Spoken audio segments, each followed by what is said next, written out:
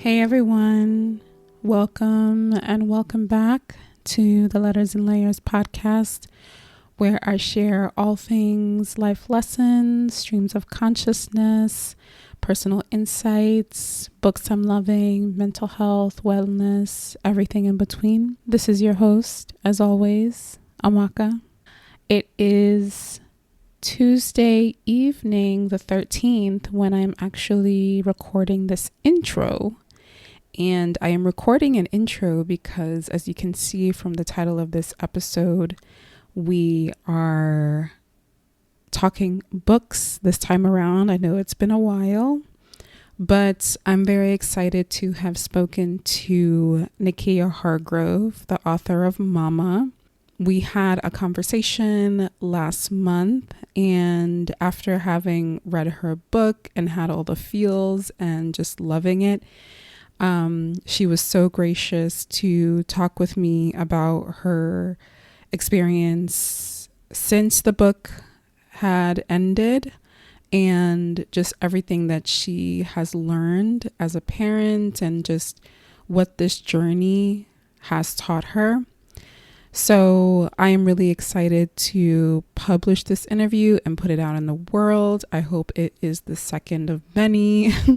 I have an interview that I did, I think November 2023. You can look back in the archives. That was also a good one. But yeah, I hope that you listen to this interview to the end. I think it was very rich conversation, and I had a great time talking with her. So just to give you a little bit of background as far as who she is, Nikkya Hargrove is a LAMBDA Literary Nonfiction Fellow and has written about adoption, marriage, motherhood, and the prison system for the Washington Post, The Guardian, The New York Times, Scary Mommy, and Shondaland. She has worked for social impact nonprofits, providing support to underserved communities throughout her professional career. She graduated from Bard College and lives in Connecticut with her wife and 3 children. Mama, a queer Black woman's story of a family lost and found, follows Nikkya's journey as she makes the decision to raise her half-sibling, Jonathan, after he was born to her mother, who had a crack cocaine addiction and spent time incarcerated while Nikkya was raised by her grandparents. The book traces Nikkya's path towards custody and adoption, her family's perspective on her queerness, and the way she finds love and forms a family. So like I said, I had a great time talking with Nikkya. I think that this interview is definitely worth a listen. I think it has a lot of great information for folks who may be thinking about embarking on a similar path as far as adoption goes. Who knows? And I want to thank you in advance for listening. Also, quickly too, I want to share a reminder. I had mentioned on the last episode that I will be taking an extended break this summer, just a little longer than usual. Usually I take the month of July off, but I will also be taking the second half of June off. So the last episode for the first half of the year will publish on June 15th, and then the next episode will publish after that on August 1st. So without further ado, I hope you guys enjoy the interview with Nikkya Hargrove, author of Mama. Hi, Nikkya. Thank you so much for joining me. You are my second interview on the podcast. Well, thank you for having me. Yeah, of course. I really appreciate our mutual friend Goetti, who introduced us. And, I crossed paths with you. I saw your book. I read it. And it was a tearjerker, so many emotions. But I felt so happy with how you closed it out. I don't want to give too much away, but it just felt right. It just felt like it ended how it should for that point in time. So, thank you for the privilege of letting me in, letting us in. It felt really intimate to read it. And I'll hand it over to you because I know you want to provide an excerpt from chapter 4. So yeah, let's jump right in. Well, thank you for having me. I am honored to be guest number 2. And, you know, life doesn't always give you what you want, right? And it Yeah. has a way of giving you what you need, and you don't really know you need it until you have it for some time. And so Yeah. I am very grateful that this book is out in the world. And it has been something, yes, it's a memoir, and yes, it's my story, but what I hope is that when readers get to the last page that they will understand that they too can have hope. And for me, hope, faith, um, both of those things got me through the most challenging times in my life. And so I am going to read a piece from chapter 4. For those of you who don't know what the book is about, it is a memoir. It is the story of my journey to motherhood, having received the gift of mothering my half brother. Biologically, he is my half brother, but in all other forms, he is my son. Biology does not have precedence over what is in my heart, and his. So it's the story of our journey and how we became a family, allowing love to conquer all throughout. And I am on Cora, which is the first night home from the hospital.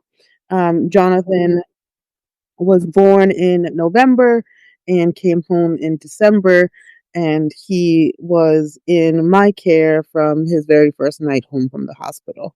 And so that is where I'm going to bring you all in. On our first night home from the hospital, I had no idea what to expect.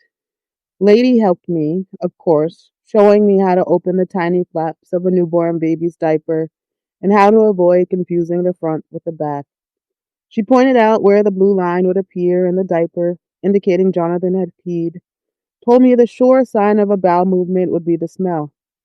I needed all 5 of my senses on duty. As we sat side by side in her dimly lit kitchen, she taught me how to prepare Jonathan's bottle. With each movement, I heard the white linoleum floor creak beneath our feet. Her instructions were given quickly, in keeping with the bluntness of her personality, and her words came through with the confidence of a mother who'd done all of this many, many times. If he wakes up at night, make sure you don't put him in the bed with you. Make sure you don't put his diaper on too tight.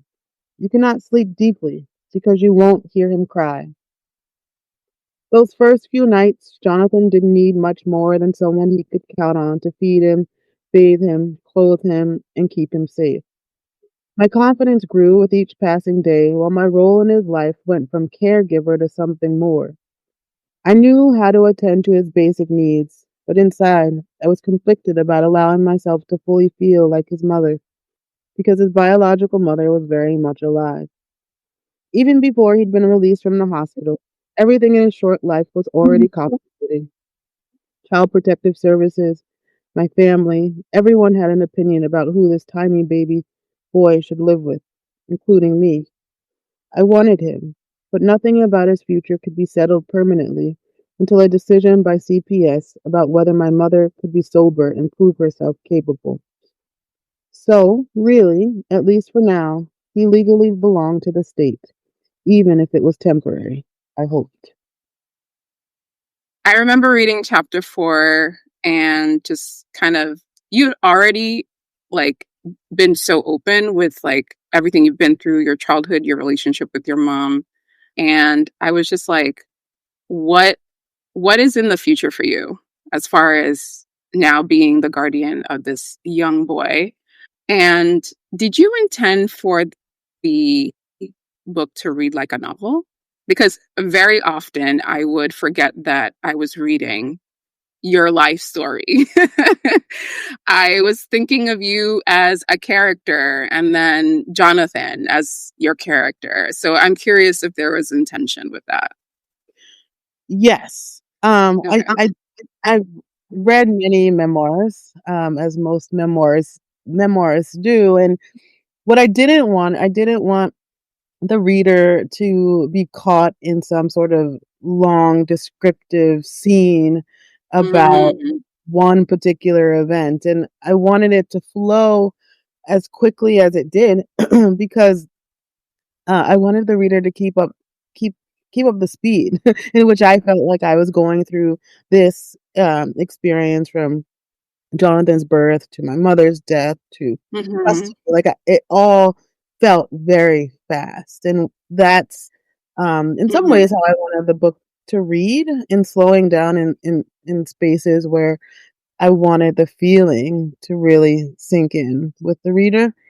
Yeah, So I wanted it to read like a novel because sometimes that's how our lives feel, yeah. too. Like the whole movie. Whole movie.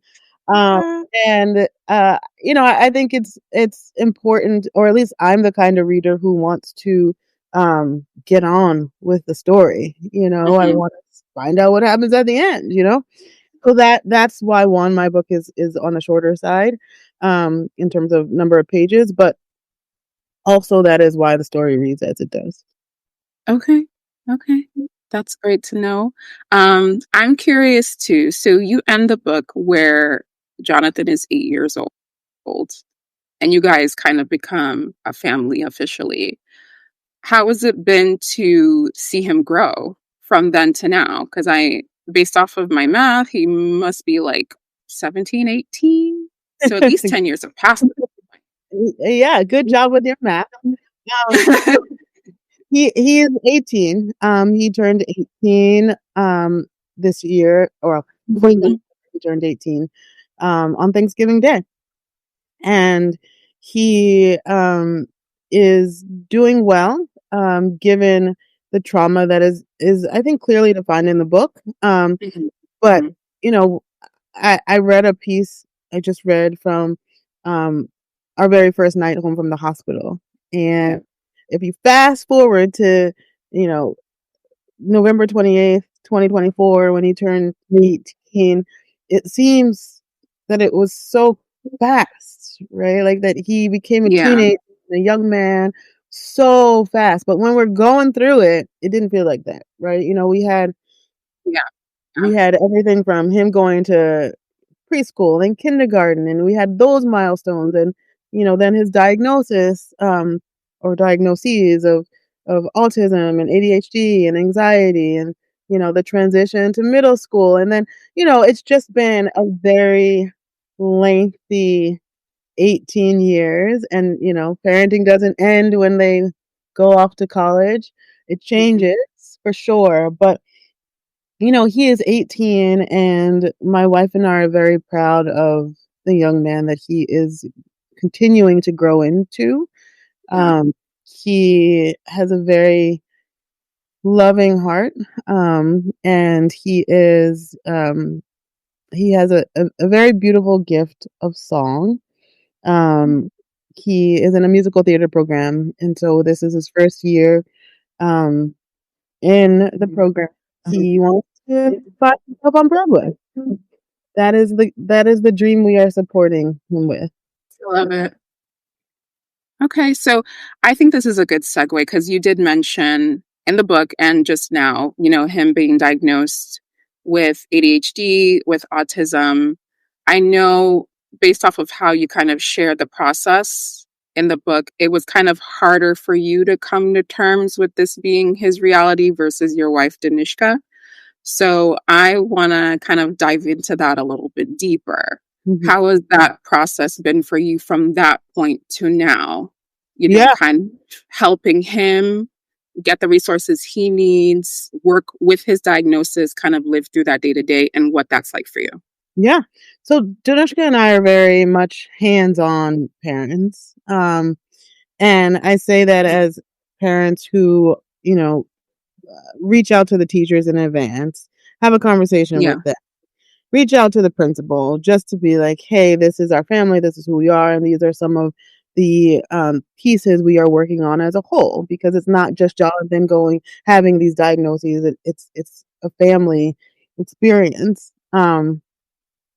Though inside of our home, it didn't always feel like that because I was in denial for quite some time, that Jonathan would be given such burdens as these 3 diagnoses, knowing that he already had a challenging birth experience, um, and then his biological mother dying. Like, there were all these things that I kept thinking about that have happened to him and us, and I didn't want 3 new labels put on him, you know?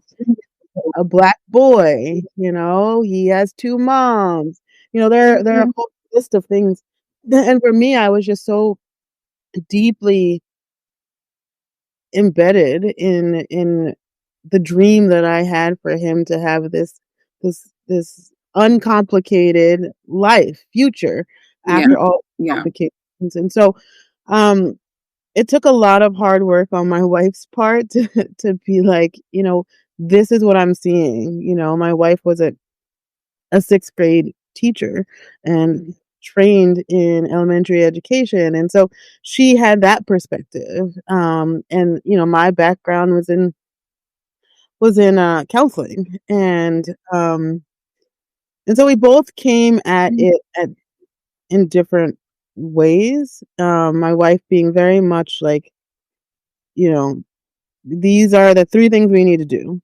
And I'm just saying, "Well, just hold on a minute. Like, let's give him another year. Let's wait and see what happens." You know, I explain in the book, his preschool experience, and then going into kindergarten, and, I share a story, of his kindergarten teacher who was sort of like, "Hey, he's not using his imagination like other kids are using their imagination, and he doesn't know how to engage in an individual play, um, as other kindergartners do." And so that was sort of red flag number 2, because the first was my wife saying, "Hey, he's throwing Legos across the room and he's not really sitting here building anything with the Legos." And so, you know, um, so it took some time, and by some time I mean I think it was about a year, that we went back and forth and ended up getting him diagnosed.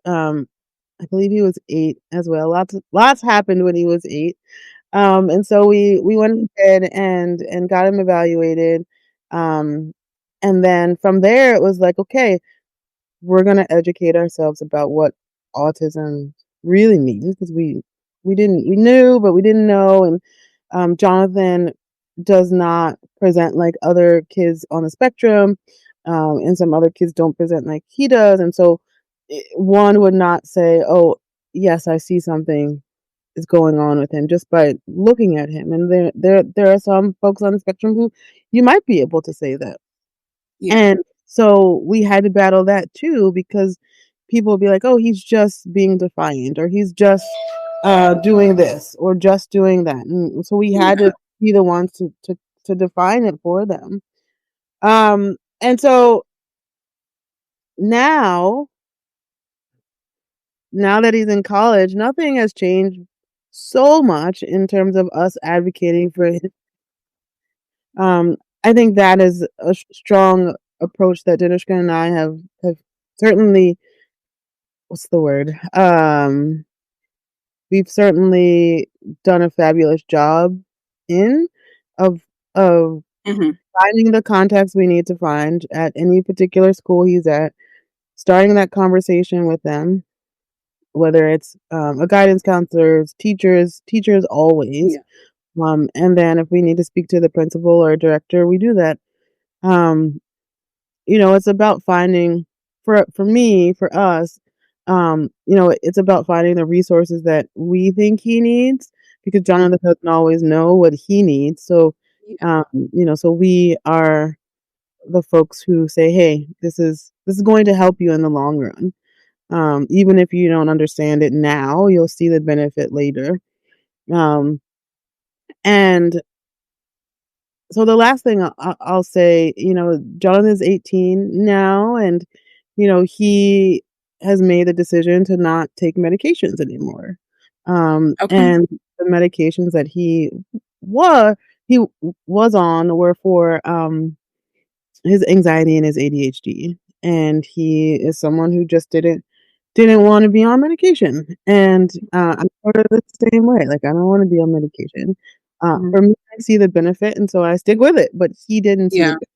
And um, so that was a choice that he made, and a choice that we, as his parents, now that he's 18, have to support. Because Yeah. he has the right to not take it. And so we have grown with him along the way, and um, supported him when he needs it. And I will say, for me, he's our firstborn kid. And so, Yeah. did we do everything correctly? Do we do everything correctly? No, but we do love him, and that is what drives us every single day, because we love him as he is, and he is our son. Yeah. And so the things that come from raising a teenager, we are experiencing, and Yeah. I for me, that reminds me that we've done all the things correctly as we knew how to do them, because we are very proud of him. Okay. Thank you. I think this is also a good segue to the next question I had. I feel like there's a theme of family in the book and the different iterations of family, your relationship with your mother, who is as close to family as it can get as far as the biological connection, but the relationship is just so atypical to what you would expect a mother-daughter relationship to be too.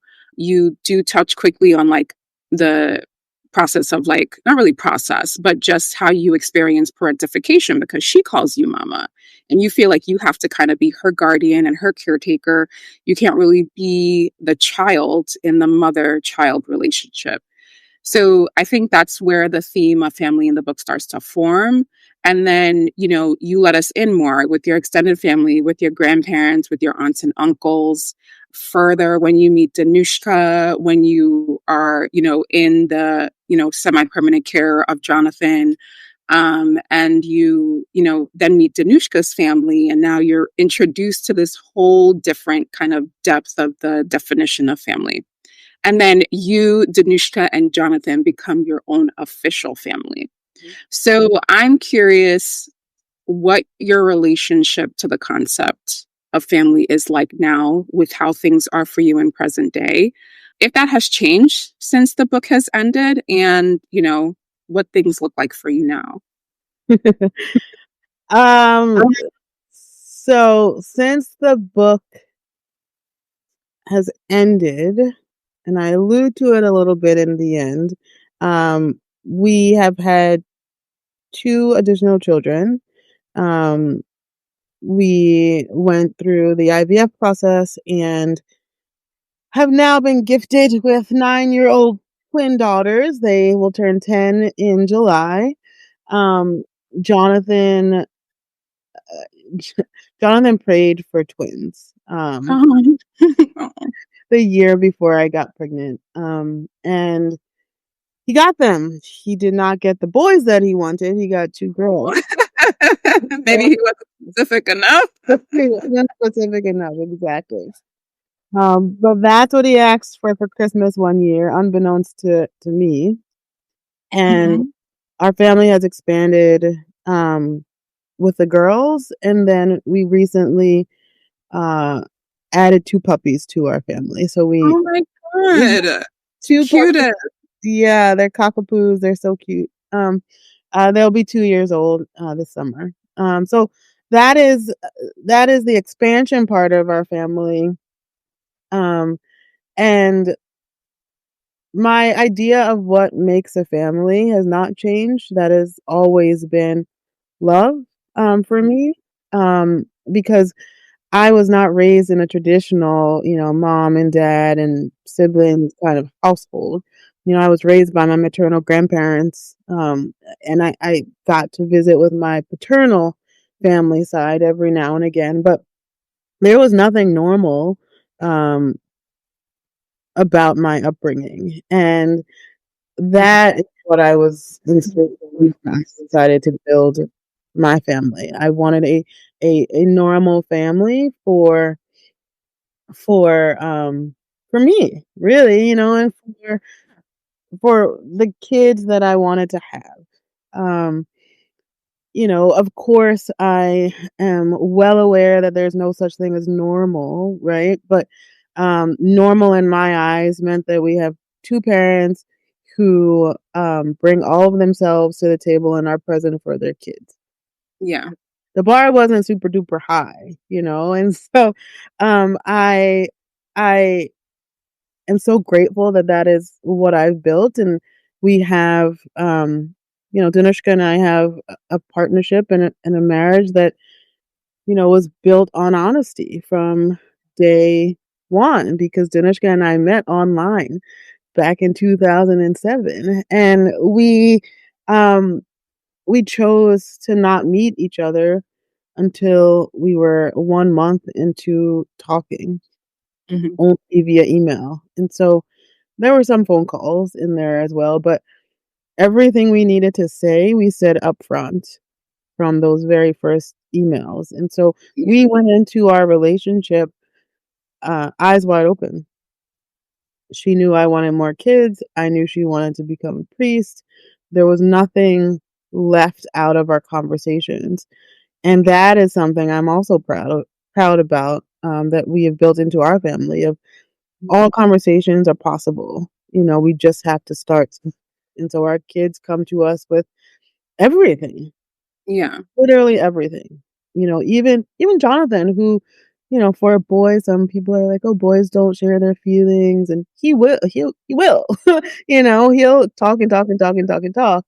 But we also invite them to talk to us about the Yeah. difficult things.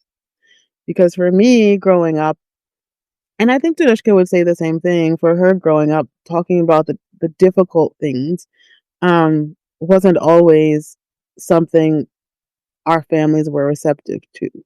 Yeah. And so, as our kids get older, we certainly want to have more of those conversations with them.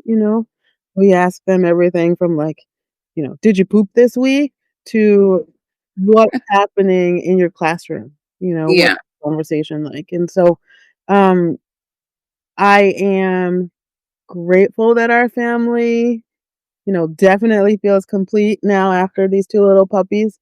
Um, but we've built a strong community, both, with our queer family members, uh, Mm.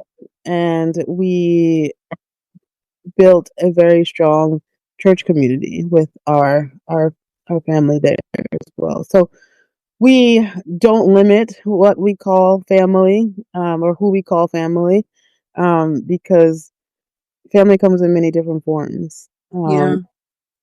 outside of the one that we are born into.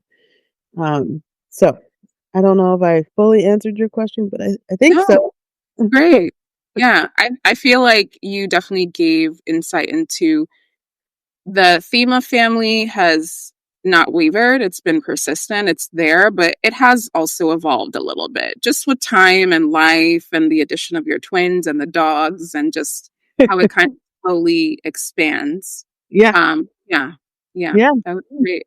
I think this is also a good segue into my next question because, there are a lot of same sex couples that would dream of starting their own family. And, you have done it successfully. So I'm curious if there's any advice you would give to a same sex couple that maybe is intimidated or scared or, just don't really know where to start if they were to want to expand their family themselves. yeah. I think the first thing I would say is, think about who you're living your life for. Hmm. If you're scared to think about the way that you will bring a child into this world, um, maybe start there. Why is Yeah. that? Why do you feel scared, um, to either have a child, if you can physically do so, or start the research of, like, can I get a surrogate? Can I adopt? Is there kinship adoption? Is there a possibility of such? Can I foster? Like, there are so many ways someone can become a parent. Uh, Yeah. and, I chose the right thing for myself second go round, Mhm. was to do IVF for me. And, would I have chosen to become a parent in the way that I was chosen to become a parent? No, Mhm. that wouldn't have Mhm. been my first choice. But saying yes to Jonathan and to the need that was there to keep him out of foster care, I would do over and over and over because that is that is what I wanted. I didn't want him to have to call a temporary home with strangers home. Yeah. So, um, for me, it always goes back to what do I want, And so I think for the queer listeners out there, ask yourself that question. What is it that you truly want? Is it a Yeah. family? Okay, then the way that you can become a family, there are many, many, many different ways. Um, I am someone who has always thought that I could do things on my own, that I didn't need help, I didn't need support, I didn't need anything because I am capable. Uh, Mhm. and if parenting has taught me anything, it's that I am grateful not to do it alone. Mhm. And my kids benefit from having two parents. Danushka and I are very different in terms of our parenting styles and things that we're comfortable with. I am not Mhm. at all in touch with my inner child. Like I do not get on the floor and like play and I'm not generally a loud person, whereas they have all of that in Danushka. Like they have all Mhm. of that. So that's something that I'm more and more and more grateful for. But I also recognize that not every queer person has their person to sort of plan life with. Mhm. Um, and you know what? That's okay too, because there are communities of people who have their chosen family, and those family members will show up for you when it is time for you to either go to that delivery room or stand up in court and adopt your child. There are people who will show up for you. So I would say don't let fear of being single be something that holds you back. Now, Mhm. not having enough money, that's a whole nother conversation because those little things are cute, but they're expensive. And Mhm. so, I think resource-wise, just figuring that out. But when you say you want a family, that comes with a lifetime commitment. And and I'm grateful of the choices that I've made in conversation and in partnership with my wife. Um, Mhm. and I think the third thing I will say to listeners is um, there's a commitment that I made along with Danushka um, the day that we got married, and that was in front of our family, those Yeah. chosen and not, but we made a commitment to God. And that was to do right by the people who he brought in our lives. And so, Mhm. Jonathan was a part of our wedding, our our first wedding, and then we did a vow renewal on our 10-year anniversary, and our daughters were involved, and Mhm. he wanted them, all three of them, to see the love and the commitment that we have, um, you know, to being good people, raising good kids, and doing so with the help of God and our chosen family. So those are the three pieces I think I would want to share. Okay. Thank you. Hopefully that helps, any listeners who may be embarking on a similar path or maybe know people who are and could share what you've, opened up to with us. I'm curious if you're writing right now. Are there any possible new book or books on the horizon? Can you share? If not, that's okay. I But can share. There's no contract out there yet. So my first book, Mama, came out October 15th, 2024. okay. And I was in the, I don't know, first 24 hours or 48 hours of promoting it and doing all the social media things. And my daughters were helping me, and they opened the book and they're like, "Oh, can we read it?" And I'm like, "No, you're not old enough to read it yet." And so they read the first page, and the first page is like, you know, dedicated to Jonathan. And Mhm. they're like, "What? Why does he have a book and we don't Oh have my a book?" god. So I promised them that the next book they would have their own dedication page. And so I am working on second book. It will be loosely about our IVF process. We did 2 rounds of IVF, and the first one did not take, and so there was another lengthy second attempt, and then we got 2. And so it'll be loosely about that, but also about my diagnosis when I was in my 30s of complex PTSD. Mm, It is a diagnosis given to people who have dealt with a prolonged neglect, yeah. often in childhood. And so that is what book number 2 is about. And I'm dabbling with fiction. So this will be in, yeah. Ooh, okay. I might have another 2 books in me. We'll see. We'll see. Okay. Okay. I'm excited. I'm looking forward Yeah, to it whenever it's released to the world. sounds So, yeah. good to me. So, I want to kind of round out the interview with just highlighting your bookstore in Stratford, Connecticut. You have a bookstore called Obodo Serendipity Books. So tell us what inspired you or motivated you to open a bookstore, and yeah, what would you want listeners to know? Well, I love the feeling when I walk into a bookstore. I just become incredibly calm um and I slow down. I feel my heart slow down, and I wanted I wanted to replicate that, honestly. And Mhm, I live in a small town in Connecticut, and we don't have a bookstore, so our bookstore, Abodo Serendipity Books, is the only bookstore in town. And I wanted to open a bookstore because, bringing together community is something that runs through my veins. And it's mhm, something that um, my family on my biological family on both sides, my dad and my mom's sides, they've always worked for and within the community. And that is just something I'm living out.